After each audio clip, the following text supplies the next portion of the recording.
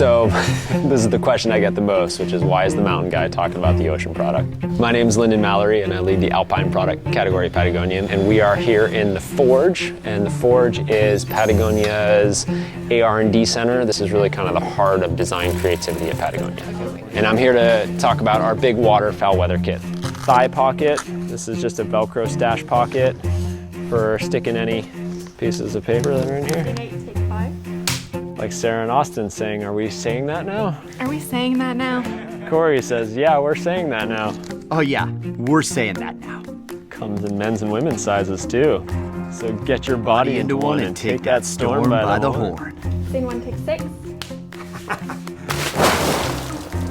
Introducing the Big Water Foul Weather Jacket and Bibs.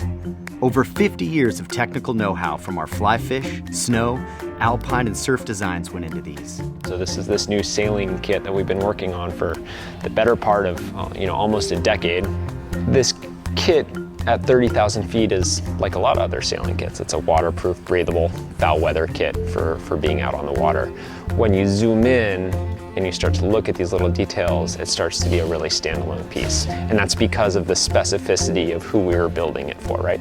The coolest thing about this kit is that we designed it for the Polynesian Voyaging Society's Moana Nui Akea voyage, a 4-year open water passage spanning the Pacific Ocean.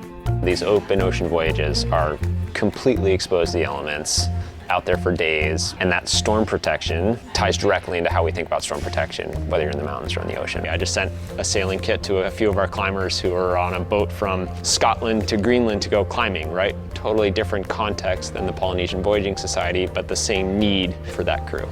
On the design side, it was really marrying kind of what actions are of this team on the boat. A lot of rigging, pulling ropes, moving sails, a lot of kneeling, repeated movements where you're doing it all day, every day.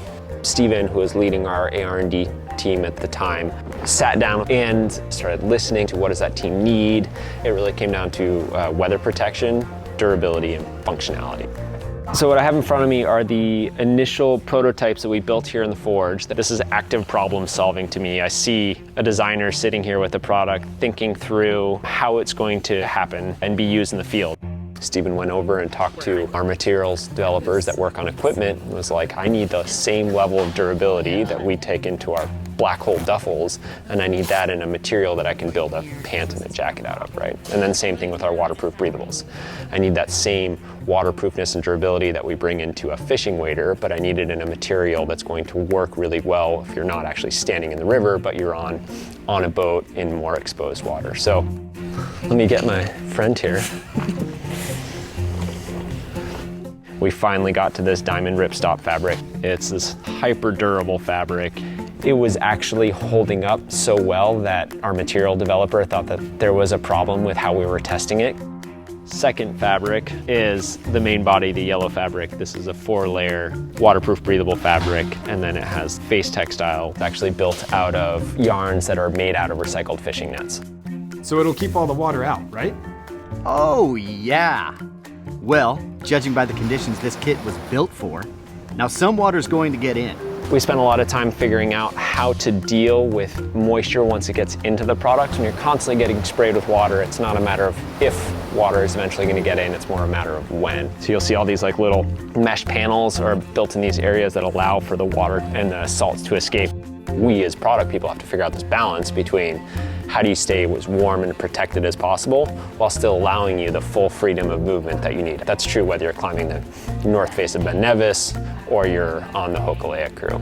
These neoprene cuffs came out of wanting to keep water from entering into the garments. We've also been putting them in some of our alpine products as well, because that same motion that you do in ice climbing where your hand's above your head, water's coming down your glove, down your tools, and into your arm. We want to keep that water from getting into your jackets. That's the same issue that you have on the Hokulea. And what if there's low vis on the horizon? No worries, my extremely bright friends. We strategically placed highly reflective strips all over the jacket and bibs. You'll be visible from all angles. You know, if someone's waving, looking for help.